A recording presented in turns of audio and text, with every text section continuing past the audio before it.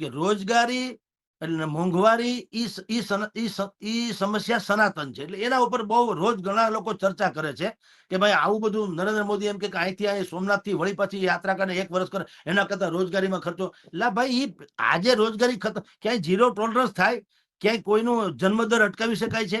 તમે આજે જેટલા યુવાનોને હમણાં એક ફતવો બહાર પાડે નરેન્દ્ર મોદી કે આખા દેશમાં જેટલા નોકરીને લાયક હોય ને આજની તારીખે બધાને પેલા નોકરી આપી દો, ગમે એમ કરીને આપી દો, હાલો. તો હું કાલે કોઈ જવાન પાછો નથી થવાનો, ભણીને યુનિવર્સિટી બહાર નથી આવવાનો, ઈ પાછો બેકાર રહેવાનો. એટલે ઈ કોઈથી ઘટે નહીં સાહેબ. તમે પોતે હું ને તમે રોજ કેટલું જમીએ છીએ, તો કોઈથી આવ્યું કે ભાઈ હવે 10 વર્ષ નહીં જમવું તો હાલે? એવું ન હોય. એ તમે ગમે એટલું હોય હાલ્યા જ કરે.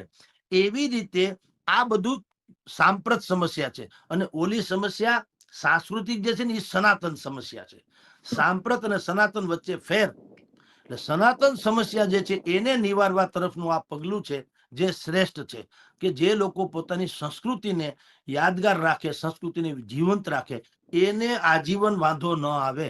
ભારતમાં પણ સંયુક્ત કુટુંબ પ્રથા હતી અને એકબીજા પ્રત્યે વિનય વિવેક હતો અને આપણી સંસ્કૃતિ એટલી મહાન હતી. એટલે તો અંગ્રેજોના લોર્ડ મેકલોએ કીધું કે આ દેશને વધુ પડતો ગુલામ રાખી નહીં શકાય. ગુલામ રાખવો હોય તો એની જે મૂળભૂત પ્રાચીન જે એની પાસે આવડત ને વિરાસત છે ને એને આપણે હટાવવી પડશે અને નવું શિક્ષણ પદ્ધતિ નાખવી પડશે.